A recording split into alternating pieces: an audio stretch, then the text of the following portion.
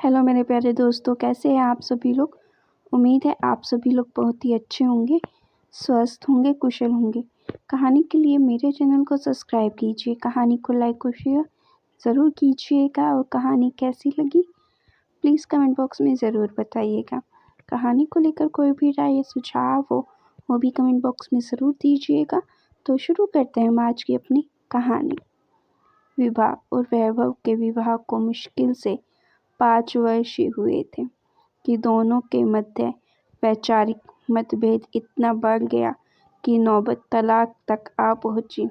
उन्होंने इस समस्या का समाधान करने के लिए विवाह विच्छेद करना ही उचित समझा। एक बेटा अनिरुद्ध, जो कि 4 वर्ष का था, दोनों की मनोदशा से अनभिज्ञ नहीं था। विवाह विच्छेद के पश्चात वह कभी माँ के साथ रहता तो कभी पिता के। धीरे धीरे वह बड़ा होने लगा और उसका बाल मन माता पिता दोनों का प्रेम व दोनों का साथ पाने के लिए ललायित होने लगा। वह कभी विभा से पूछता, हम पिताजी के साथ क्यों नहीं रहते? जैसे सबके मम्मी पापा घर में साथ रहते हैं, वैसे ही मेरे पापा हमारे साथ क्यों नहीं रहते? कभी वह पिता से पूछा करता, पापा आप खाना क्यों बनाते हो? सबके घर पर मम्मी खाना बनाती है, हमारे घर पर क्यों नहीं?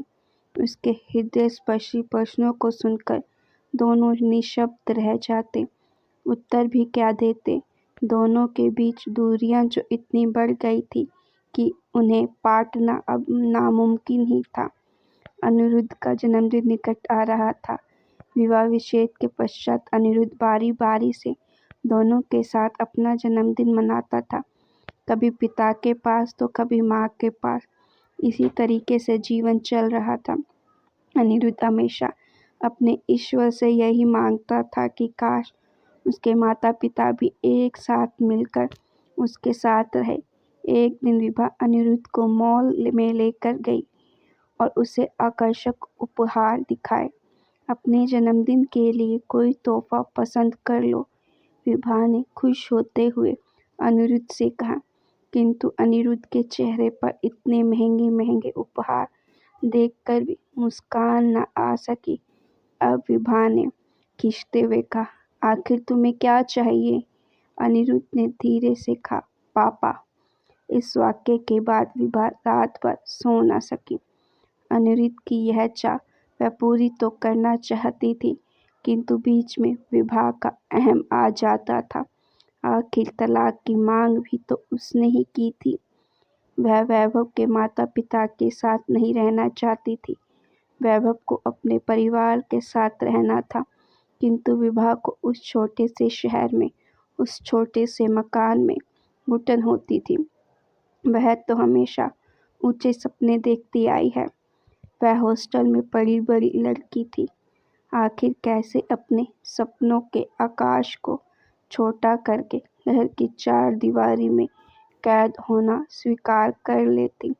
उसे उसी जीवन की आदत हो चुकी थी। आखिर कैसे वैभव उसके माता पिता और बाकी सारी ग्रस्त जीवन की जिम्मेदारियों का निर्वाह करना स्वीकार कर ले। वह तो उन्मुक्त गगन में विचरण करना चाहती थी। उसे पूरे गगन का परिमाप करना था। उसे अपना ससुराल रत्ती भर भी पसंद नहीं था। उसने वैभव से अलग रहने के लिए कहा, किंतु वैभव माता पिता से अलग रहकर कैसे जी सकता था, और इसी कारण उसने विभा को तलाक दे दिया। विभा के अहम का प्रश्न था और इसी ईगो में उसने वैभव को धमकी दे डाली कि या तो अपने माता पिता के साथ रहो या मेरे साथ। यदि तुम माता पिता के साथ रहोगे तो मैं हरगिज तुम्हारे साथ नहीं रहूंगी। विभा को लगता था कि वैभव को उसकी बात माननी ही पड़ेगी। तलाक तो वह उसे देगा नहीं, किंतु बस इसी कश्मकश में उसका और वैभव का तलाक हो गया। कभी कभी जीवन का यह एकांत विभा को अत्यधिक खलता था। उसका भी मन करता था कि एक ऐसा घर होता जहाँ बूढ़े और छायादार वृक्ष भी होते। यदि घने वृक्षों को साया ना मिले तो फूल की सुंदरता क्यारियों को मुरझाते देर नहीं लगती। विवाह विच्छेद के बाद विभा उसी शहर में नए फ्लैट में रहने लगी थी। आखिर वह एक निजी कंपनी में कार्यरत थी। उसे सैलरी भी अच्छी मिलती थी, किंतु इन सब सुख सुविधाओं के बीच कहीं कोई कमी सी थी। वह खालीपन वैभव के ना होने से था। आज भी उसके मन में कभी कभी एक हुक सी उठती। यदि वह अपना अहंकार के चलते वैभव से तलाक नहीं लेती तो उसका कितना सुंदर परिवार होता। एक छोटा सा घर जिसमें अनिरुद्ध, वैभव और उसके माता पिता। उसने अनिरुद्ध की कस्टडी तो मिल गई थी, किंतु वह अनिरुद्ध को एक घर नहीं दे पाई, बुजुर्गों का सानिध्य नहीं दे पाई। पूरी रात इसी असमंजस में व्यतीत हो गई। फिर अगले दिन विभा ने एक महत्वपूर्ण निर्णय लिया। वह अनिरुद्ध को लेकर अपने ससुराल जा पहुंची। उसने वैभव की मां के चरण स्पर्श किए और पिताजी को नमन किया। वैभव की मां विभा को देखकर आश्चर्य से भर गई। विभा ने अश्रुपूर्ण नैनों से कहा, मां, मुझे माफ कर दो। मैं आप सबके साथ रहना चाहती हूँ। मैं जानती हूँ कि मैंने जो किया उसकी क्षतिपूर्ति तो नहीं हो सकती, किंतु अपने पोते की खातिर आप वैभव से बात कीजिए। हम सब साथ रहेंगे। अनिरुद्ध दादा दादी से लिपट गया। दादाजी उसे पार्क में घुमाने ले गए। वहाँ उन्होंने ढेर सारी बातें की। अनिरुद्ध रात को दादी के पास सोया। देर रात को जब ऑफिस से वैभव आया तो विवाह को घर में देखकर हतप्रभ रह गया। आज भी विवाह को देखकर उसके मन में प्रेम का एक सागर हिलोरे लेता था, किंतु विवाह की जिद के सामने उसका प्रेम हार गया था। वह चुपचाप अपने कमरे की ओर बढ़ने लगा तो माँ ने आवाज़ दी, बेटा हाथ धोकर आ जाओ, हम सब खाने पर तुम्हारा वेट कर रहे हैं। सभी ने एक खुशनुमा माहौल में खाना खाया और फिर रात को वह घर के सामने बने लॉन में टहलने के लिए चला गया। वह विवाह के मन की बात अभी समझ नहीं सका था। उसने सोचा हो सकता है एक दिन के लिए अनिरुद्ध के कहने पर यहाँ आई हो, कल चली जाएगी। लेकिन तभी विभा ने पीछे से जाकर धीरे से उसके हाथ को पकड़ते हुए कहा, वैभव, क्या फिर से मेरे साथ जीवन के रास्ते पर चलना स्वीकार करोगे? क्या हम दोनों मिलकर जिंदगी का यह लंबा सफ़र तय नहीं कर सकते?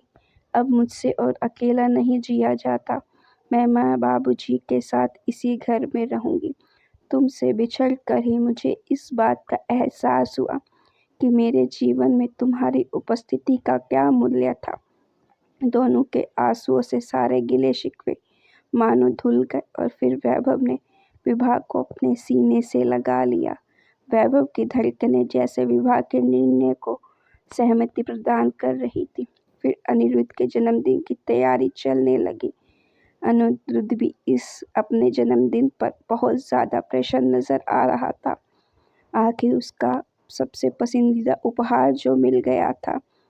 पापा मम्मी दोनों का साथ और साथ में दादा दादी का आशीर्वाद।